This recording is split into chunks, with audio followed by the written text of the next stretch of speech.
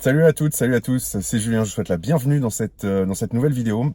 Alors pour être tout à fait honnête, j'ai pas l'habitude de faire une vidéo dans la voiture, j'avais prévu de vous faire une vidéo en extérieur, mais je pense que vous voyez sur les vitres que en fait ça a été le déluge il y a 2 minutes chrono. Du coup là c'est un peu chaud, on est au mois de juin mais il fait 13 degrés et il pleut des cordes, je suis déprimé. Bref, donc je fais cette vidéo à l'improviste dans la voiture, j'espère que vous allez bien m'entendre parce que j'ai pas le micro cravate aujourd'hui. Je vous fais cette vidéo parce que rapidement vous expliquer un petit peu la vidéo qui va suivre. Je suis intervenu il y a quelques semaines sur une conférence à Bordeaux, une conférence animée par Studapart. Donc Studapart, c'est une plateforme, c'est un tiers de confiance dans la location meublée et plus précisément la location étudiante. Ils sont spécialisés, c'est un peu le Airbnb de la location étudiante. C'est un tiers de confiance, donc ils servent d'intermédiaire entre les propriétaires et les locataires potentiels, les étudiants potentiels. Pour les propriétaires, c'est énormément d'avantages parce que c'est une plateforme de gestion des annonces. Il y a la caution en ligne sécurisée, vous n'avez plus besoin de garant, toutes ces choses-là. Si vous voulez en savoir plus, je vais vous remettre là le petit le lien en fait vers l'interview que j'avais faite de Benjamin de chez Studapart il y a quelques semaines de ça, même quelques mois. Vous allez voir, c'était une interview extrêmement complète qui vous explique en quoi consiste Studapart. Et là, je suis intervenu en fait en deuxième partie de conférence sur Bordeaux pour poser des questions un petit peu à Amaury, qui est le cofondateur de Studapart, sur les similitudes et les différences de ma spécialité, donc de la location courte durée. Et donc, je l'ai challengé un petit peu pour savoir en quoi Studapart s'était inspiré de ce qui fonctionne bien dans la location courte durée pour sa gestion des annonces étudiantes. Donc, vous allez voir que la vidéo dure 20 ou 25 minutes de mémoire. Et je vous fais aussi cette vidéo pour donc vous parler de Studapart parce que dans la description sous la vidéo, je vais vous mettre un code promo qui est juste un code Julien Loboda. Si vous déposez une annonce sur Studapart, en fait, en passant par mon code, vous allez remonter plus haut dans le ranking, dans le référencement de la plateforme. Donc, vous aurez beaucoup plus de chances que votre annonce soit vue par des candidats potentiels. En fait, elle sera mise en avant beaucoup plus facilement. Ça vous coûte pas plus cher, hein, ça vous coûte même rien en tant que propriétaire, à quelques exceptions près. Donc, si vous voulez déposer votre annonce sur Studapart à la fin de la vidéo, eh bien, vous regardez ce qui se passe dans la description sous la vidéo. Et je vous retrouve tout de suite du coup sur cette intervention, cette conférence pour vous parler un petit peu de Studapart. Je rigole parce que je vois que vous devez voir derrière, il y a des oreillers en fait emballés. Je suis en train de meubler un nouvel appartement, donc voilà, j'ai acheté un petit peu les trucs de dernière minute et qui sont encore dans le coffre de la voiture. Je vous dis, j'avais pas prévu de tourner cette vidéo dans la voiture. Voilà. Donc je vous souhaite une bonne vidéo, bon visionnage et je vous dis à très vite pour une prochaine. Salut!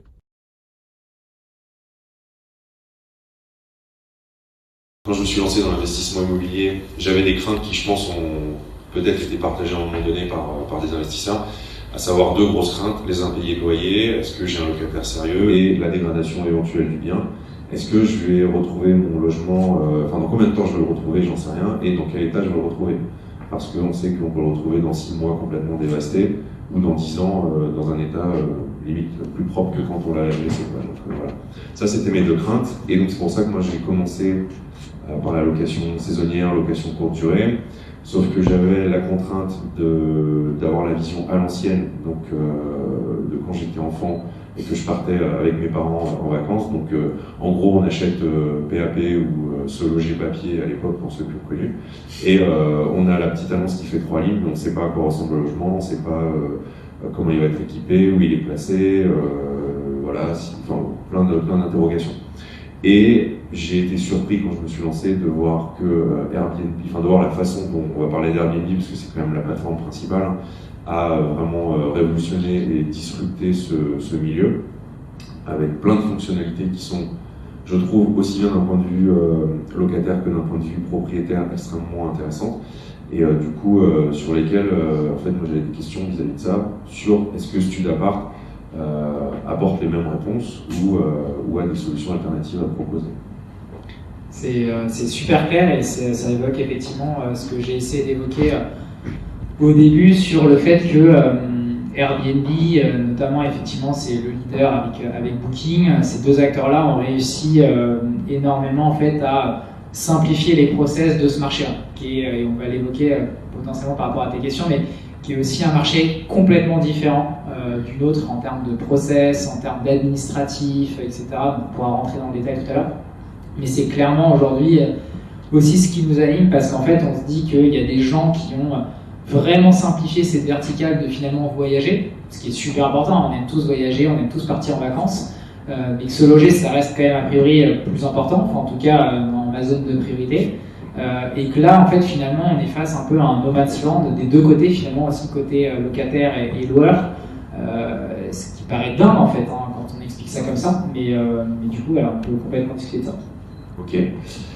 Du coup, moi, dans les points, donc, je m'oriente depuis, notamment que j'ai rencontré Studapart, plus vers la moyenne et longue durée, du coup. Et ce qui est bien, ce qui est intéressant, c'est que ça me permet justement de comparer les deux. Et moi, il y a une fonctionnalité en tant que propriétaire en courte durée que je trouve extrêmement rassurante, déjà en premier lieu, puisqu'on est quand même investisseur pour gagner de l'argent. Sur les plateformes de location courte durée, c'est notamment l'assurance d'être payé, quoi. Je sais que je suis payé et je sais qu'en cas de dégradation, j'ai une couverture derrière, j'ai pas un chèque en bois ou quelque chose comme ça. Est-ce que tu peux réexpliquer en quoi Studapart, ou comment Studapart, alors je sais qu'on n'est pas sur la même problématique, puisqu'on parle de location à l'année, on ne parle pas d'un séjour qui va durer de telle date à telle date et on règle l'intégralité du séjour, mais justement, est-ce qu'il y a du côté de Studapart des garanties similaires ou équivalentes qui peuvent se présenter? C'est un très bon point, et c'est un point que j'ai aussi vécu à titre personnel, parce qu'effectivement c'est forcément quelque chose qui nous fait peur d'avoir des impayés. Globalement, pour repartir un peu de la base, nous chez Studapart, on a, comme vous le savez pour ceux qui connaissent Studapart, un positionnement très atypique avec les écoles et les universités. Ça nous a permis de faire une première chose, qui est d'avoir un lien extrêmement étroit avec elles, et en cas de problématique, d'avoir ce côté école-université qui peut nous aider. Alors, pour être complètement transparent, on a eu des cas d'impayés, avec quelques locataires. Honnêtement, c'est extrêmement infime sur toute l'histoire de Studapart, mais à chaque fois, on a réussi à les résoudre finalement grâce à l'école, quand on a eu quelques cas. Parce qu'en fait, on a l'école localement qui est capable de convoquer l'étudiant et de lui dire « écoute, ça se passe pas comme ça, etc. etc. » Ce qu'il faut savoir, c'est que l'école avec laquelle on travaille, la solution que lui apporte Studapart lui apporte une énorme valeur ajoutée, parce que ces écoles, en fait, pour elles, le logement est ultra central pour l'accueil des étudiants français et internationaux.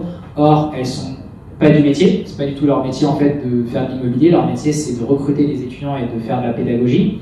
Elles ont absolument pas d'équipe dédiée et elles n'ont pas le financement pour. Donc, du coup, quand on a commencé notre vie avec Studapart et qu'on a mis en place cette solution dans les écoles, on a été super bien accueillis, etc., etc. Ce qui fait que nous, on a aussi eu des discours à un moment donné qui ont été assez forts, en disant aux écoles, de toute façon, si vos étudiants font n'importe quoi et débordent, globalement, nous, on ne pourra pas continuer, la solution, elle ne pourra pas se perpétualiser dans l'école et dans l'université. Ce qui fait qu'on a énormément engagé l'administration dans la vie de Studapart. Ça, c'est un premier point. Le deuxième point, c'est toute la dimension communautaire qu'on veut instaurer. Je pense, à titre personnel, qu'Airbnb a été extrêmement fort là-dessus aussi, en faisant ce qu'on appelle de la gamification de profil. Donc, j'ai intérêt à bien me comporter pour mes prochaines relocations, etc., etc. Là où aujourd'hui, en fait, que je loue avec une agence immobilière ou sur le Bon Coin ou sur Se Loger, en fait, je peux faire n'importe quoi, je vais revenir par la porte A ou par la porte B, et de toute façon, personne ne le sait. Donc ça, c'est un truc sur lequel nous, on a beaucoup mis nos accents, sur la dimension de communauté, sur la dimension de sortie de communauté. Si on a des gens qui déconnent, c'est pas forcément les impayés. Si on a des gens qui volontairement dégradent, pas forcément le logement, mais la copropriété, etc., on sait sortir de la plateforme, il n'y a aucun problème, on l'a déjà fait. Donc ça, c'est le deuxième levier. Et puis le troisième levier, c'est on n'est jamais trop rassuré. Donc globalement, on a aussi développé la garantie avec Allianz, qui là, en tant que loueur, te permet et vous permet, au moment où vous recevez une demande sur la plateforme, de dire voilà, moi j'ai besoin d'être garanti en plus, et donc du coup vous allez venir imposer cette garantie. Et là, nous, en tant que plateforme, du coup, ce que j'évoquais tout à l'heure, on va garantir le loyer du locataire en cas d'impayé à hauteur de 36 000 €. D'accord, ok. Et du coup, donc, ouais, il y a quelque chose qui est assez intéressant dans ce que tu dis, je trouve. C'est le point 2, tu parlais un peu de gamification, donc des profils.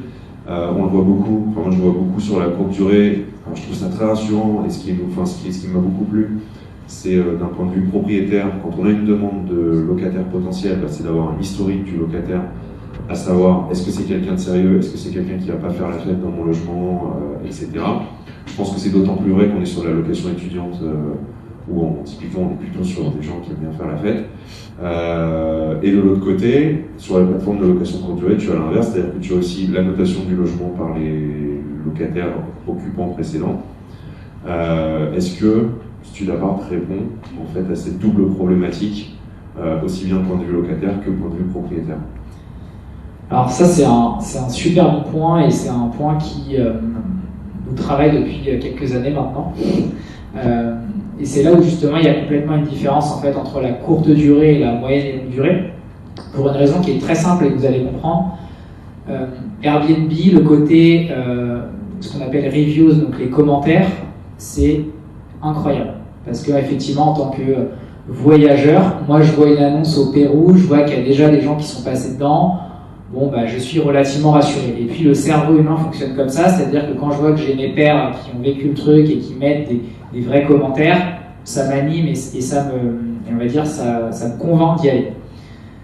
Par contre, ce qu'il faut savoir avec Airbnb, c'est que si vous avez un studio, par exemple, donc je prends mon cas de 20 mètres carrés à Bordeaux, donc j'ai mon studio de 20 mètres carrés à Bordeaux, j'ai 365 nuits dans l'année, je vais peut-être le louer, je dis n'importe quoi, à 50 locataires. Et sur ces 50 locataires, je vais peut-être avoir 30 reviews. Ce qui fait qu'en fait, statistiquement, je commence à être pertinent, finalement, dès la première année, parce que j'ai 30 commentaires. Le vrai point différenciant avec notre marché, qui est le marché finalement de la moyenne et longue durée, c'est que j'ai pas quelqu'un qui va m'animer et m'apporter 30 reviews par an.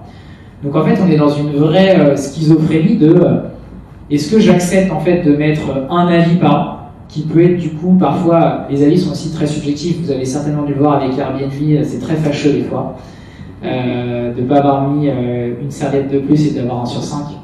Je suis sûr que vous l'avez connu. Ouais, je pense qu'il y a du vécu là.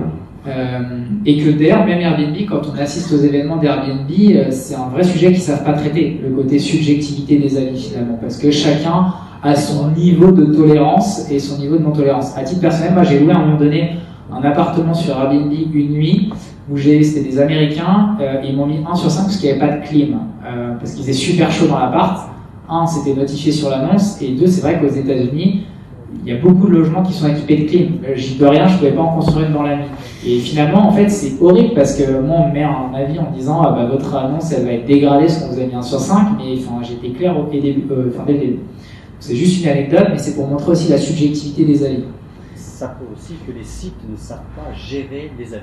Exactement. Parce que quand c'est marqué qu'il n'y a pas de clim, que le gars vous met 1 sur 5 parce que vous n'avez pas de clim, l'avis ne devrait pas exister. Exactement. Et même si on le signale, etc., il n'y a pas forcément de modération. Il y a un manque de modération, il y a un manque de professionnalisme de la part de la plateforme. Exactement. Je suis complètement d'accord avec vous. Et ce qu'il faut savoir, si je vais plus loin, c'est que 50% des avis sur Internet sont falsifiés.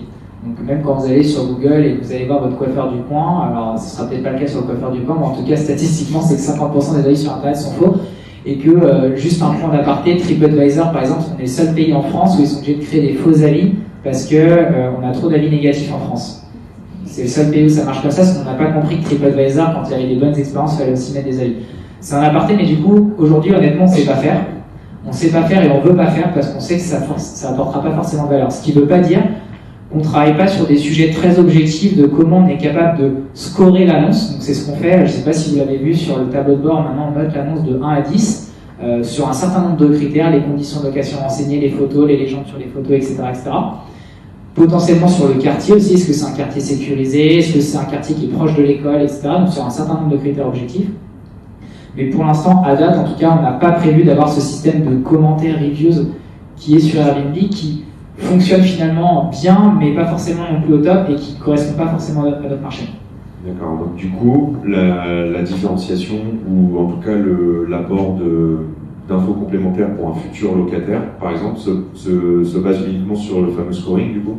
Alors, côté locataire, effectivement, ça se base sur le scoring, scoring de l'annonce en tant que tel. Ça se base sur le fait que j'ai renseigné mon profil, j'ai vérifié mon profil, j'ai déjà fait des réservations, etc. Donc ça, c'est le côté sécurisant pour le locataire.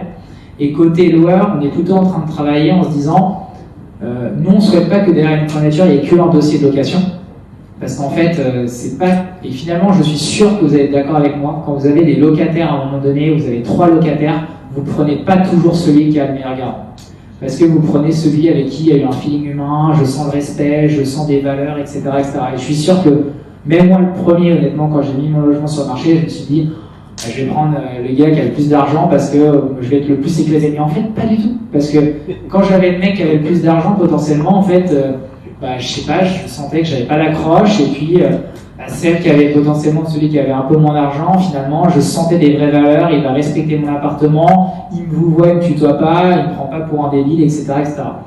Donc finalement, on veut plutôt doper énormément le côté profil. Donc le côté profil, ça passe par le fait d'évoquer qui je suis, mon histoire, etc.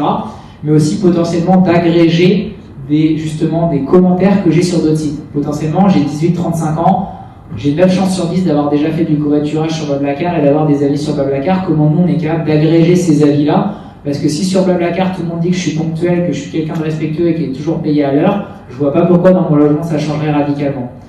Exemple idem sur Uber ou sur Airbnb, etc., etc. En fait, on est des surconsommateurs de ces plateformes-là, on a des avis partout parce que toutes ces plateformes fonctionnent de cette manière. Donc comment on arrive à collecter ces données-là et l'intégrer pour faire en sorte que ça puisse aider le locataire sur celui d'appart. D'accord, donc c'est potentiellement un axe de développement. On l'a fait sur Airbnb déjà, okay. Sur la plateforme. Il y a déjà la capacité pour le locataire aujourd'hui de venir agréger son profil Airbnb pour venir récupérer ses précédentes réservations. D'accord, et du coup, on parlait surtout côté propriétaire. Est-ce que côté, on parlait surtout des reviews du propriétaire. Est-ce qu'il y a un système de review du locataire, genre j'ai eu ce locataire dans mon logement pendant 6 mois, je laisse une note, comme ça le prochain propriétaire peut savoir que potentiellement, en plus de ça, ce locataire est sérieux? Alors c'est clairement aussi dans la vision des choses. En fait, quand j'évoque le côté profil et on veut évoquer, en fait, on veut essayer de réinventer le CV professionnel mais en CV locatif. En fait, c'est quoi un CV professionnel? C'est à un moment donné, je référence toutes les expériences que j'ai eues en termes de job et je mets les références de mes anciens managers où je me dis que mon nouvel employeur, s'il appelle mon ancien manager, il va lui dire que j'ai super bien bossé. Parce que personne ne met des références sur son CV si elles ne sont pas probantes. Et globalement, ce qu'on souhaite faire, c'est exactement la même chose. C'est comment potentiellement, effectivement, des propriétaires qui ont loué à des locataires puissent mettre des reviews, en tout cas un témoignage, ce qu'on voit aussi sur LinkedIn par exemple, qui va permettre de pouvoir doper pour la prochaine location locataire. Ce qui aussi intéresse le locataire dès le début de sa location, parce que de toute façon, le locataire, quand il vient chez vous, il sait qu'il ne se projette pas sur 36 ou 48 mois. Il vient venir consommer votre logement pendant 4 mois, 6 mois, 8 mois, 1 an, peu importe, et il va repartir. Donc à un moment donné, il va avoir besoin de trouver un logement. C'est pour ça que je parle de gamification, parce que c'est super important pour nous qu'on crée les outils et l'environnement qui l'intéressent aussi lui, pas financièrement, mais qui l'intéressent à bien se comporter, à bien s'évaluer pour la prochaine fois. D'accord. Est-ce que, moi j'ai autre chose en tête qui est très puissant en location courte durée, notamment donc, sur Airbnb, c'est la visibilité du logement sur la plateforme, aussi bien en termes de le logement n'est pas libre, il ne ressort pas dans les résultats de recherche. J'ai demandé le Wi-Fi de chambre et le parking, j'ai pas les logements qui correspondent pas. J'ai demandé des photos, j'ai demandé tel quartier, ou la possibilité en tout cas de voir où se situe le logement. Est-ce que Studapart répond à ces différents critères ou peut-être des choses différentes qui auraient pu venir? Alors ça c'est ce que j'évoquais tout à l'heure en fait avec les conditions de location. Pour nous en fait, ce qui ne marche pas dans ce marché, c'est les conditions de location. En fait, si on reprend de la perspective, vous avez tous des conditions en tête, des durées de séjour minimum, des dates d'entrée souhaitées, vous souhaitez qu'il arrive à telle date, etc., etc., a priori. Ce qui fait que, exactement comme l'hôtellerie, où en fait, à un moment donné, quand je vais sur Booking, je vois la chambre explicite, elle est dispo à partir de telle date, etc., elle coûte tel prix, etc., etc. Aujourd'hui, sur les sites de petites annonces, en fait, vu que c'est pas normé et que c'est à la discrétion en fait du propriétaire, on a tout et rien. On a des gens qui mettent même pas la date de dispo dans leur annonce. On a des gens qui mettent même pas qu'ils veulent un locataire étudiant ou pas étudiant. On a des gens qui mettent même pas dans quel quartier se trouve l'appart. Donc en fait, je vois une annonce, je sais même pas où c'est à Bordeaux finalement. Donc c'est ce que j'évoque aussi dans les conditions de location. Donc nous, on fait en sorte de demander un certain nombre d'informations dans le dépôt d'annonce pour que justement on n'ait pas ces problématiques-là, qu'on ait des gens qui candidatent sur les logements et qui correspondent à vos critères. Sinon, en fait, globalement, ils ne peuvent pas le faire. Déjà, ils ne vous voient pas sur le moteur de recherche et ils ne peuvent pas le faire. Alors, ils ne peuvent pas candidater en tant que tel. Donc ça, c'est super, super, super important pour nous, ce côté, on va dire, maîtrise des conditions de location. Et ensuite, après, il y a tout le côté, on va dire, algorithmie, notre système de moteur de recherche qui correspond complètement à ces conditions de location. On ne fait ressortir que des choses qui correspondent à mon profil. Et dernière question que tu avais, c'est sur la partie carte, où en fait, sur le moteur de recherche, exactement comme Airbnb, il y a un sujet où je peux rechercher autour de la carte, et dans votre annonce, vu que nous, on vous demande votre adresse, j'ai la capacité de voir les réseaux de transport, combien de temps je vais mettre potentiellement entre votre logement et le campus de l'école ou le centre d'intérêt que j'ai envie d'évoquer sur la carte. D'accord, ok. Donc ça c'est super intéressant. Et j'ai une dernière question, puisque c'est une vraie problématique aussi. Tu parlais tout à l'heure, tu sais, du dossier en caricature un peu avec les 15 garants, le rein, le poumon et les analyses d'urine. Et du coup, tu prends un étudiant étranger qui lui n'a pas de compte bancaire en France. Je t'en parle parce que j'ai des amis étrangers qui sont étudiants en France en ce moment et qui ont la problématique, qui débarquent, qui ne comprend rien. Est-ce que ou comment tu l'appart peut gérer ou apporter une réponse à ce problème, aussi bien pour le candidat que pour le propriétaire qui forcément, enfin, n'est pas forcément contre accueillir un étudiant étranger, mais qui n'est peut-être pas rassuré face à ça, quoi. Ce que tu évoques, c'est un vrai sujet aujourd'hui en France. On veut accueillir de plus en plus d'étudiants internationaux. Il y en a 300 000, on est le 6e pays en France qui va en accueillir le plus. Et je ne sais pas si vous avez vu, mais le gouvernement fait vraiment, en tout cas veut faire des efforts pour faire en sorte qu'on retrouve le podium, etc. Et que c'est aussi la grosse croissance des écoles et des universités de France, parce qu'en fait le marché d'étudiants français est fini. Il y a 2,5 millions d'étudiants. Alors il y a une croissance naturelle chaque année parce que il y a une démographie, il y a de plus en plus de gens qui font des études, etc. Mais finalement, si je suis Kedge Business School ou Sciences Po Bordeaux, la vraie profondeur de mes étudiants de demain, si j'en veux 2 fois plus dans mes locaux, c'est l'international, c'est évident. Et puis, il y a une concurrence entre les établissements qui est globalement internationale. Ce qui fait que aujourd'hui, nous, en tant que Studapart, ça a été quasiment à nos prémices de notre histoire. Quand on a travaillé avec les écoles et les universités, il fallait qu'on soit en capacité d'apporter une valeur pour les étudiants internationaux parce que c'était là où les écoles et les universités étaient le plus en souffrance. C'est aussi pour ça qu'on a constitué le support, donc l'équipe support qui est capable justement de faire le lien, qui est multilingue, qui parle 4 à 5 langues et qui peut faire le lien entre le locataire et le loueur, parce que tous les loueurs ne parlent pas forcément anglais à minima, voire d'autres langues, donc super important pour nous d'avoir ces briques-là. C'est aussi pour ça qu'on a créé beaucoup de contenu informationnel que j'évoquais, parce qu'en fait, effectivement, on a des gens qui sont complètement paumés, ils veulent faire leur démarche de la CAF, ils vont sur le site de la CAF, tout est en français, alors qu'on dit qu'on veut être un pays qui accueille des gens de l'international. Donc, on leur a mis des choses sur étagère pour faire en sorte qu'ils puissent le faire, on les aide à le faire, etc. Et puis après, sinon, sur le côté très pragmatique de la recherche d'appartements, ce que tu évoques, c'est le dossier de location, c'est ce qui est super compliqué, parce que à un moment donné, quand je loue un appartement, j'ai quand même besoin de savoir est-ce qu'il y a quand même un minimum de solvabilité et qui il est. Sauf que quand vous avez un étudiant indien qui a des fiches de paie en roupies et où c'est écrit en anglais, voire en indien, s'il est dans un coin un peu plus lointain que New Delhi, si vous n'avez pas fait Inde en LV2, enfin indien ou en LV2 quand vous étiez au lycée, c'est très compliqué. Et c'est ce qui fait aussi qu'ils se prennent des portes vis-à-vis des agences immobilières, des professionnels, etc., etc. Donc c'est aussi pour ça que nous on a créé cette garantie. Parce que cette garantie-là, en fait, elle est très simple. À partir du moment où vous recevez une demande d'un étudiant international et que vous dites, voilà, moi effectivement j'ai besoin de cette garantie-là parce que je suis pas capable aujourd'hui de voir sa solvabilité. Nous on fait ce pari-là, entre guillemets, c'est-à-dire, c'est nous en fait, en tant que plateforme, qui sommes garants de cet étudiant. Donc pas de crainte, Julien, si tu loues ton appartement, dans tous les cas, s'il y a un impayé, ça rentre dans notre garantie des 36 000 €. Donc pour aller à 36 000 € de loyer impayé, il faut y aller, quand même, sévèrement. Je touche du bois, je ne sais pas s'il y en a, mais ça ne nous est jamais arrivé. Pour vous donner aussi une idée, en vérité, on a eu un cas de sinistre d'impayé sur plusieurs dizaines de milliers de réservations. Donc en fait, même si on a tous peur de ça, etc., dans les faits, ça n'arrive pas. Et si vous voyez qu'il y a aujourd'hui des assureurs qui créent des garanties loyer impayé, qui sont appelés des GLI sur le marché, j'ai rien contre les assureurs parce qu'on bosse avec eux, mais c'est tout simple à comprendre, c'est que s'il y a des produits d'assurance, c'est qu'il n'y a pas de sinistre. Dans les faits, statistiquement. Donc c'est aussi pour ça que nous, on n'est pas fous, on n'a pas créé cette garantie-là juste pour vos yeux, Julien ou les autres, mais parce qu'on sait aussi où on allait, on savait qu'effectivement, c'était pas risqué. Donc on a créé tout cet environnement-là où effectivement on est capable d'accompagner les étudiants internationaux parce qu'on a le support humain, on a la plateforme, on a la garantie et on a le contenu aussi sur étagère. On développe aussi quelque chose qui va être mis live cet été qui est super important, qui nous on voyait poser un véritable problème, qui est l'assurance habitation.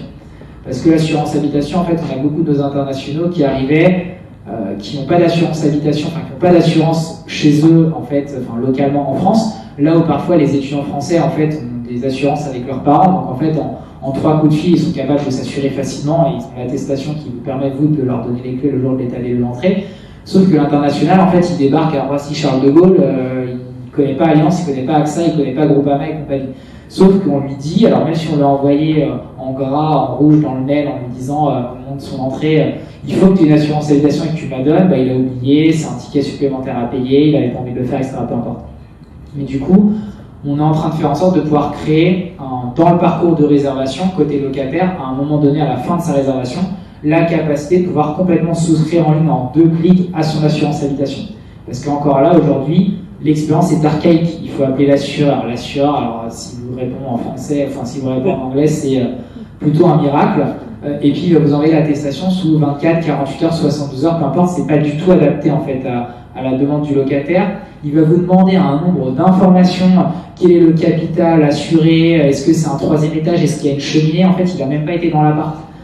Il l'a vu à distance, donc est-ce qu'il y a une cheminée, est-ce qu'il y a un conduit, est-ce qu'il est en copropriété, est-ce que c'est un chauffage électrique en gaz, enfin bref, il n'a pas fait bac plus 2 immobilier, donc en fait il n'en sait rien, il coche des cases sans comprendre.